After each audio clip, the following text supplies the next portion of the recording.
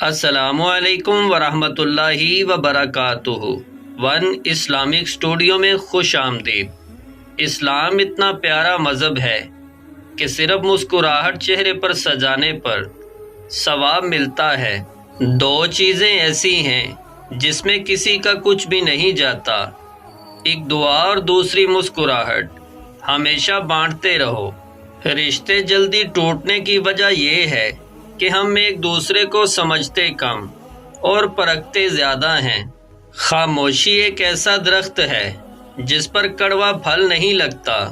انسان میں جذبات نہیں، جذبہ ہونا چاہیے۔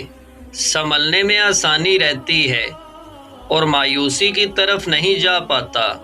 ناکام انسان وہ ہوتا ہے جس کی امیدیں دنیا سے ہوں، اور جو عقل مند ہوتا ہے وہ کبھی بیٹھ کر اپنی پریشانی کا رونا نہیں روتا، بلکہ بخوبی اس کو حل کرنے کی کوشش کرتا ہے۔ کبھی کسی کو مسترد نہ کرو، کیونکہ جو لوگ اچھے ہوں گے خوشیاں دیں گے، اور جو برے ہوں گے وہ تجربہ دیں گے۔ دونوں کا زندگی میں ملنا ضروری ہے۔ اس زندگی کا سب سے خوبصورت جذبہ دوسرے لوگوں کے دکھ درد کو محسوس کرنا ہے۔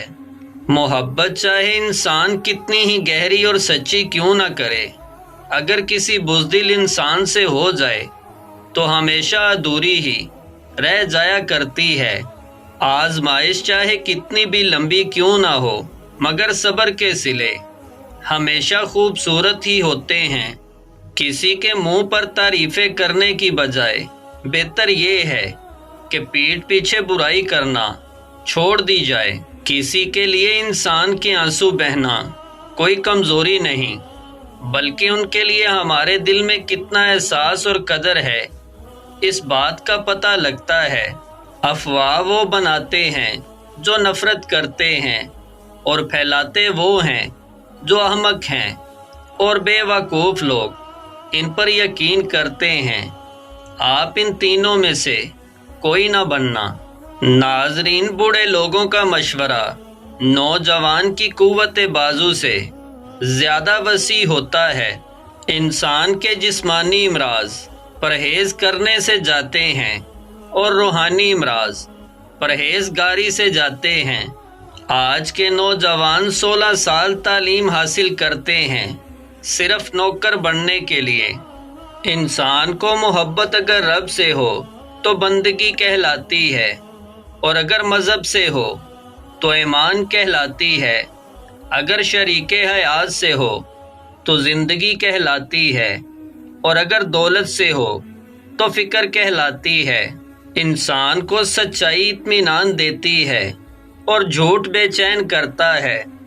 ناظرین، بیٹی کو رخصتی کے بعد فیملی کا کوئی بھی فرد ایک بار سورہ یوسف شریف پڑھ کر اپنی بیٹی کے اچھے مستقبل اور میاں بیوی کی محبت کے لیے دعا مانگے۔